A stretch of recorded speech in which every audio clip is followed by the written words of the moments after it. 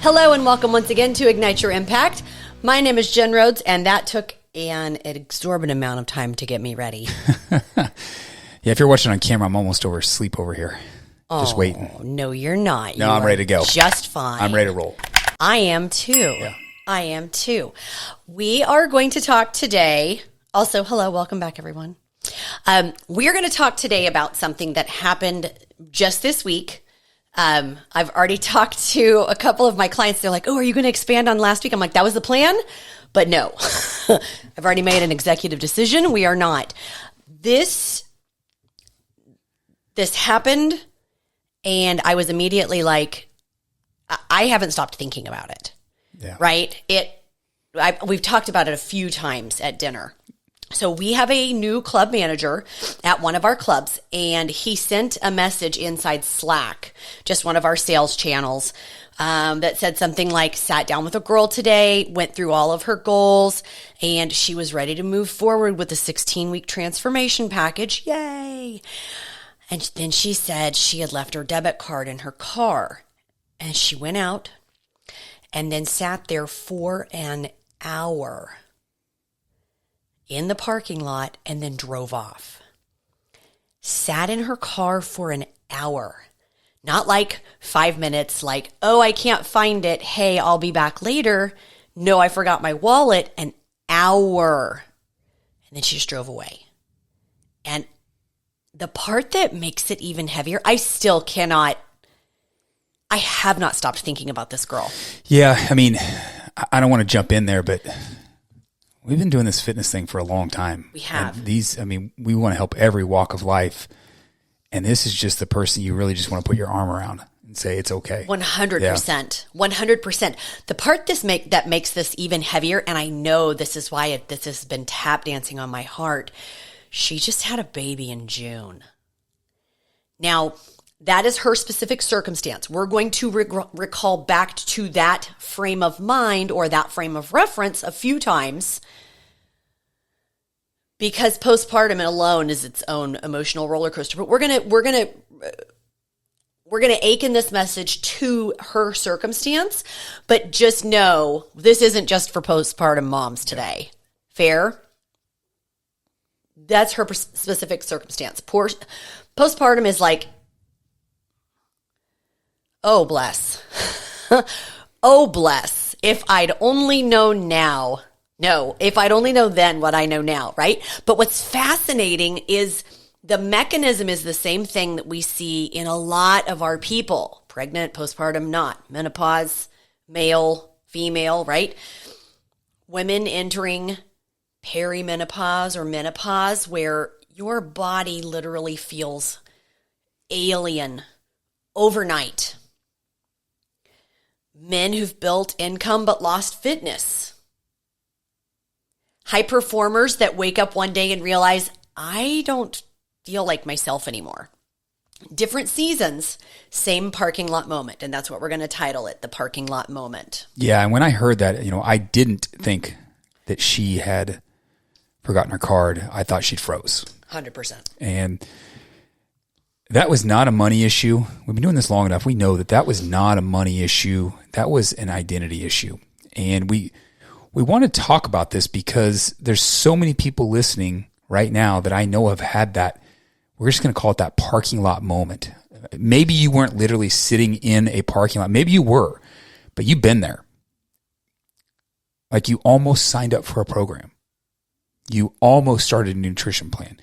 You almost booked a therapist. You almost started investing. All the things that you've almost doing, you almost had that hard conversation with your spouse. Ooh. And then you just don't. And it's easy to tell yourself it's because of the money, or I'm too busy, or I'm not ready. But those are just really very surface level, I hate to say it, excuses. Mm-hmm. So today we're breaking it down that what's actually was going through that girl's head and what may be going through some of you guys' head when you have those parking lot moments. And I want to key in on something Jen hit on earlier. What might be happening to you is not just having a baby, not having menopause, but there's something in there. And as we talk through this story, you can relay that back to your specific situation, whether you're going through it right now or you've went through it before. And it's going to be relatable, because this is not about forgetfulness. It is really about the conflict. Yeah.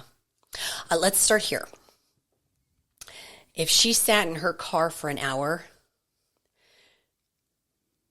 I get misty just thinking about this poor sweet baby. She was having an internal war. Yep. Now, I can say that because I can look back at that time of my life and just remember the conflict, straight conflict. And if you've never gone through a major life conflict or a major life shift, it's hard to understand how emotional this was. Because when your body changes, sometimes it feels like overnight. Postpartum, perimenopause, menopause, stress weight, injury, years of putting everyone else first. It messes with more than just your gene size. It messes with your identity. Your hormones are shifting. Your sleep is broken. Your routine is gone. Your body does not feel like yours. And not only that, you're looking in the mirror like, who am I now?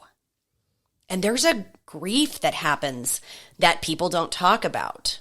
You know, they're talking about the physiological. Let's just keep postpartum at the forefront of this conversation, right? They talk about the physiological changes, but they're not even talking about what's going on at the cellular level, right? Like you're grateful for your life, but you also miss the old you. And people feel guilty for even thinking that. They feel guilty for wanting their body back, their confidence back, their energy back, their sleep back. And there's also that unending guilt if they can never get it back. Because society tells women they should just accept exhaustion. This is just your life now. You're the mom. You handle it. Think about everything we've been fed. Or they accept that they're not the priority anymore. I'll sleep when the baby sleeps. Do you remember how many times I was told that? Yep. Or you'll clean when the baby sleeps. When am I supposed to sleep? I'm supposed to be cleaning, right? It's been buried into our psyche. Think about every old wives' tale or everything that's been perpetuated just at this time of our life. Yeah, but it's the same, but totally different for men. 100%. For a guy personally, we feel like we need to work hard our whole life to provide. We need to build a career. We need to build income. And then we wake up one day realizing that our body isn't what it used to be. And the energy's different, and we just don't feel strong anymore. And we don't feel capable after doing all these things. And we don't even know where to start. And that is it happens everywhere. So shifting back, she's sitting in her car thinking, do I really deserve this? Is this selfish? I mean, pause for a minute. You all know I'm speaking the truth because this is what you said to yourself as well. Do I really deserve this? Is this just selfish? Should I just tough it out? And she's probably thinking about how she looks. She's probably thinking about how she feels. Because there's one thing. She did not come into the gym that day because she wanted abs. She came in because she doesn't feel like herself. She wants her confidence back. Jen was talking about, and honestly, she probably wants to feel sexy again. She probably wants all those things that come along with that. And that's not vanity. That is identity. That is connection. That's relationship. And that affects every single thing. Yeah. I want to pause before we jump into the next segment because you said something and I wanted to relate more about the lessons that have been drilled into us. And the first word that you used, and I almost wanted to write it down in all caps, provide. That is, since we were cavemen and women, right? Yep. The men provide, the women serve. Yep. right? And so those surface, like those deep, deep, deep under the surface beliefs are deep rooted into this. I will also say, you said she's probably thinking about how she feels. Do I deserve this? Da, da, da, da, da. What's really fucked up, and I will relate this to my story specifically, what I would have been sitting there thinking 20 years ago, 25 years ago, Matt's going to kill me. No, he's not. Like, because if at any point what I said, do you think I could have, like, I think I need a coach, you would have been like, yes, I love that idea. But we've got to almost like shift the blame over there. Yeah. Yeah. Fucked up. So fucked up, right? So now for me personally, and I'm sharing a lot of like, and this is a lot of stuff that we've worked through in the last 25 years, because I would say one thing, Matt's going to kill me. What I really meant to say was, I don't think I deserve this, so I'm going to use my husband as a deflective shield and make him look like the asshole in my brain. He's not. He's great. Also, men, this is not a signal to go buy your wife a personal trainer. Ask her first. But for me personally, after having Callie, I had 95 pounds to lose. If you are not watching on YouTube, I am a little person. I am 5'1". I am little. I was 206 pounds clocking at the time of birth, right? That is not a 90-pound baby. Man, if it was. I had 95 pounds to lose, and that's all I could talk about was, how do I get this weight off? I've got to get this weight off. So my husband, being the amazing man that he is, marched me right into Gold's Gym and said, here, talk to this trainer. And this trainer was telling me how fat I was, my language, not his. I distinctly remember feeling that language. I don't think he ever said, hey, Jen, you're fat. I don't think he did either. I don't think he did, but that's all I heard. Yeah. Like, that language is so twisted before it even gets into your brain. And I came home looking in the mirror like, there's no fucking way. I don't even have the bandwidth for a shower, let alone the complete overhaul this is going to take to get my body back. Like, where the fuck am I going to start? And frankly, when it's time to start, there's dishes piling up, clothes need folded, Matt just called about what's for dinner, baby's crying again. Did I wash my hands when I went to the bathroom? Like, never mind the fact that, like, I don't deserve extra free time to myself. I'm not even bringing in a paycheck. There's no way I can ask for, like, that whole dialogue happened within probably 2 minutes. Yeah. This poor girl sat in her car for an hour.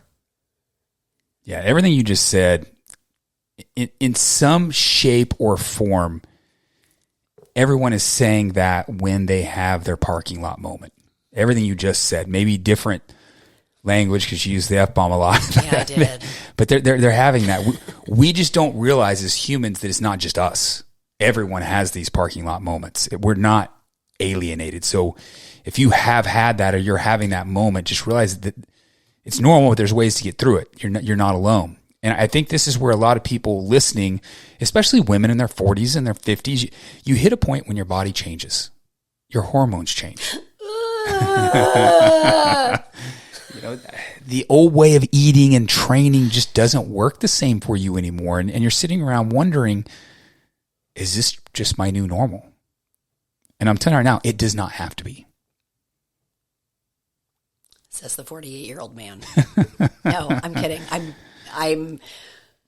There are solutions. This man is so very patient as I am entering this phase of my life, right? I'm like, what the frick is going on? We got to solve this right now, right? So let's talk about 3 things that we're assuming, I don't think she was sitting on her phone scrolling, right? 3 things that were probably running through her head in that parking lot. Number 1, money. Number 2, time. Number 3, doubt. And here's the truth. Money, time, and doubt are almost never the real issue. They're just the easiest excuses to say out loud. I don't have the money for that.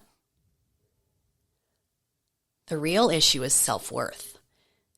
Because when you do not feel worthy of the result, you don't invest, You don't prioritize. You don't commit. Yeah, let's start with the money, because I guarantee it that she said she left her debit card in the car, but she's not thinking about money. Maybe surface level, she's thinking about money, but she's not doing that. She's thinking about the reason I would say she's not thinking about money. Let me step back, is because she's willing to spend money on the baby without hesitation, and of course she should. I'm not going away with that. Of course she should, but she's going to buy baby clothes, diapers, toys, formula, amazing things from Amazon, because those are things that are needed. Yes. Yeah, but spending money on herself feels heavy. Exactly. That's yes. Right? Because the real thought is like, is this selfish? This would be very, very selfish. My time should be devoted to the baby right now. My time should be devoted to XYZ right now. Or I should spend this on my family. Or what if I spend this and it doesn't work? Then I just wasted money. And if it doesn't work, she's not really even afraid that she just wasted money. She's afraid because it confirms something deeper. That she's the problem. That she's broken, or he. That she can't follow through. That she's not disciplined anymore. So the money objection isn't about the money. It's about the fear of emotional failure. Yeah, and I want to just sidebar here. It's the exact same thing with investing. I know we're talking girls and guys. It's not. Put it as they. Yeah, it's the same thing with investing. You know, a lot of high earners rely on their 401k and they never diversify. And it's not because they can't. It's not because they don't have the money, but it's because they don't feel confident. It's the exact same damn thing. They don't want to look stupid. They don't want to make a wrong move. They don't want to lose the money. They do what feels safe, and that postpones the decision. It's the same thing we're talking about. Mm-hmm. That investing version that's the investing version of sitting in the parking lot, just doing nothing. Yeah. And delaying. Yeah. So let's jump to the next one. We hit the money one. Let's hit the time. So high performers don't have a time problem. They have a permission problem. Because time feels like it belongs to everyone else for them. The baby, the partner, the job, the house. All that time goes to them. And if that person takes time to themselves, they feel like they're taking time away from someone else, their child. Those other responsibilities. Yes. Yeah. And even though the truth is, a healthy mom is a better mom. Oh my God, right? Yeah. I said this to one of my clients, and we've practiced this statement in creating this boundary, because most of the women that I work with already understand how to have this conversation with their spouse. Their spouse is incredibly supportive. Spouses, nice work. It's being able to relay it to little ones. And I have a client specifically, she's got two littles. She's got like a 4 and an 8-year-old. Like, Mommy, I liked it better when you didn't spend all your time working out. That would gut me. That would fucking gut me. Yeah. I've said the F-bomb so much this time. But these types of boundaries apply to everyone, right? For a postpartum mom, permission sounds like, is it selfish to leave my baby? Maybe you don't know how to explain it to the littles. Do you remember when I set the boundary with the children? Mommy needs 45 minutes. If I can't have this 45 minutes, I'm not going to be a nice mommy. I don't remember that, but I can Cannon vividly can picture still it. Recite it. I said, Cannon, do you remember when I needed 45 minutes? He's like, oh yeah, you're so much nicer when you had your 45 minutes. I'm like, yeah. And some days I'd go running for 45 minutes, screaming my head off. And some days I'd go sit in my car for 45. Mommy needs 45 minutes. Show me where that is on the clock, buddy. Okay, when I come back, I'm going to be such a nice mommy. For women that are now entering this fun phase of perimenopause, right? It may sound like this is just how it is now. This is just my body. This is what I'm just going to have to deal with the rest of my life. Did you know perimenopause and menopause can take up to 20 fucking years? I'm I'm not gonna say anything. Look how patient he is, guys. He's amazing, and he's cute. Pick my battles. Right? Mm-hmm. These are different words. These languages are different, but it's the same belief. I don't get to be the priority. Yeah, you nailed it right there. Here's the crazy part. People say, I don't have time, but they're still scrolling. Jen, I don't have an hour. Well, you just screwed around and sent me 14 reels, so I'm pretty sure that's an hour's worth, right? They're still watching Netflix. I could sit at any local pub and ask, what's going on Landman this week? And I'll get the full rundown. I don't have time to work out. They still have time to be stressed. They just don't have time for what they don't believe they deserve. Yeah, and the last one, I want to jump to that one because this is a big one. It's the doubt. This is the one that keeps people stuck forever. The doubt. Because the doubt is, it's not just I am not sure. Doubt is protection, which goes back to that deep, deep layered thing. If she doesn't start going back to this person, she can still tell herself, I could have done it. But if she does start and she struggles, then she has to face that story. Maybe I'm not capable anymore. That's the doubt thing that just kills people. It's a safety mechanism. It's 100% a safety mechanism. It's also permission to self-sabotage. Yeah. But I think that's the biggest one. Yeah. That's the one that goes deeper than time and money. That was my biggest hurdle in the last 5 years was that doubt piece. Yeah, I would say that was the saboteur. And back to postpartum, right? It makes that worse because you already feel like you've lost control, right? Your body feels unfamiliar. Your energy is low. Your confidence is shaky.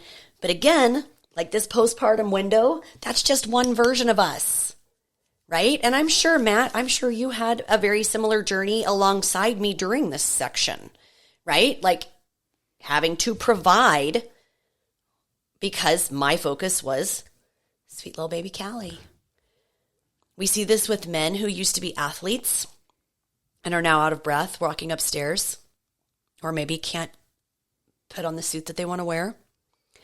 We see this with women who are just now starting this menopausal journey saying, I don't recognize my body. We see this with investors saying, I don't understand money enough to make a move. So you don't just doubt the program, you doubt yourself. Now, I want to get into the mental garbage she was probably repeating in her head for that hour, right? I've shared a lot of my own personal mental garbage because I guarantee she was not just sitting there calmly weighing pros and cons. There are no cons when you are investing in yourself. Deal? If you have a bunch of cons, you don't have a good support system.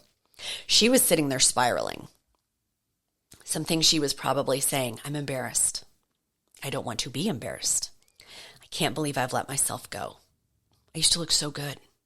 No, you don't, Jen, you don't understand. I used to look so good. What if I never get this confidence back again? What if my husband isn't attracted to me? Side note, I remember you were like, you could be whatever size and I will still be attracted to you. I'm like, thank you. You're so nice. I disagree. I doubt you're right. What if I can't keep up? What if I can't juggle all the things? What if I start and I fail? What if I'm wasting money? I should be able to fix this on my own. I remember myself saying that. I'm smart enough. I should be able to fix this on my own. I'll start when life calms down. Yeah, just hearing all that makes me start sweating thinking about that hour that she spent in the car. But the last one that you said, the I'll start when life calms down. I want to key in on that one because that is the lie that keeps people stuck for a decade. For a full decade, they get stuck because of that. Because life doesn't calm down. It just never does. It's the next thing. You level up by learning how to win in the chaos. That's where you get all your learning lessons. So is there really a reason for her not to start? Logically, no. We just went through all that. Logically, no, there is no reason for her not to start. But emotionally, hell yes, there's a reason.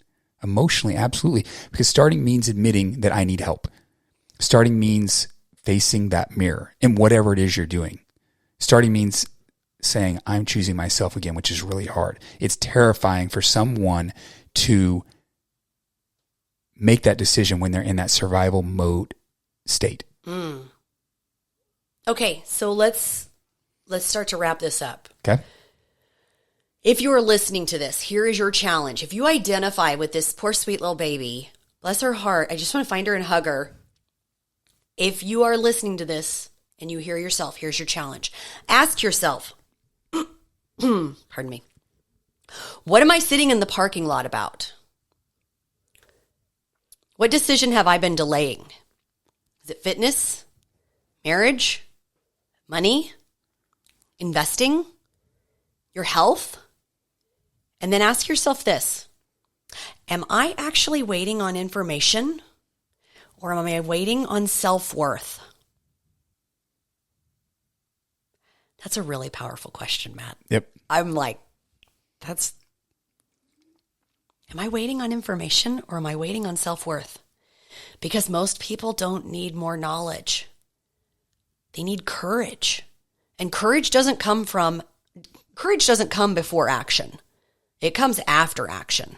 Yeah. I mean, I know we've talked about my analysis sometimes through paralysis, and I've had these parking lot moments too. I mean, I've had them in all areas of my life. I've had them in fitness. I've had them in money, relationships, all of them. And I think one, and it's not necessarily one, I'm going to combine a bunch of them into a group. This one comes to mind when I'm trying to relay to what we're seeing and what we're talking about was hiring coaches. It happened when we hired our first business coach. I went through all those things. Everything you just said, I went through all those things thinking it's a bad decision. I'm not worth it, on and on and on. I don't have time for this. And then it happened again when I hired my fitness coach. And then it happened again when we hired our mindset coach. Now, I still hire coaches all the time, but I've gotten past that because the mindset coach fixed a lot of it. But prior to that, I had all those things running through my head. I still do analysis, but it's not in the same mind garbage that I used to go through. You know, it used to be, I can and I should be doing this on my own. I don't need a coach. It was, what if I waste the money? It was, what if I don't follow through on what the coach asked me to do? What if it's a scam?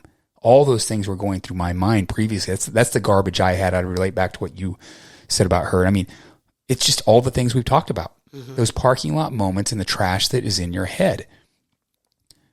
Now, not every coach that I've hired has been great, but I think one thing that has changed my mind on this is that I finally came to a very firm belief that if I don't put myself out there, I don't invest in myself, I don't seek getting better, regardless of whether they're a great coach or not, if I don't ask that person to help me hit my goals, I'm going to be in the same damn place that I was yesterday, last year, and 10 years ago. And that's how I've moved on from that. Yeah. I've had it too, though, obviously. But whether it was my health or my confidence or even just a new coach to help me in my business, I've 100% had those moments. This is so relatable. Yeah. And if you're in postpartum, if you're in menopause, perimenopause, whatever it is, or you're just in a season that you don't feel like yourself, I want to let you know you're not broken. You are not alone. You are not behind. It is just you're at a crossroads, and this is where you're at. And you can either keep driving away, or you can decide that you are worth fighting for. You can decide that all you need to do is to take that first step. Now, if you need help, we got you, whether it's in our gyms, whether it's online training, whatever. But honestly, even without hiring us, just listen to this podcast. That's how we're here to help you. Just keep listening. We're going to keep giving tools every single week on different things. And if you're someone that wants to build wealth outside of business, we can talk about that as well. But just keep listening to this podcast because we're going to keep giving you the tools to push through those and start and hopefully bury that self-doubt or get rid of it. Yeah. We have conversations about investing too, a lot of times. A lot. But the truth is, fitness, money, mindset, relationships all run on the same thing. Identity. And when you upgrade your identity, everything else upgrades, right? The life that you want is on the other side of that decision you're delaying. Start smaller than you think, but think bigger than you have. I love that. As we wrap up, the last thing I would say is if you haven't started to notice a real theme, we talked about this a few podcasts ago where we're having a lot of deep conversations with people because it's the time of the year. What comes up on every single podcast? It's identity. You just mentioned it. And if that's where, if you're struggling in any area, that's where you probably need to start is in your identity. Let's wrap there for today. Love it. All right, guys. This is a Hot 30 episode. So went a little long today, but I feel like the message was good. Yeah. If you feel like it was good, please share it with someone else that you think can identify with it. Help them as well. And with that, y'all, we'll talk to you next time.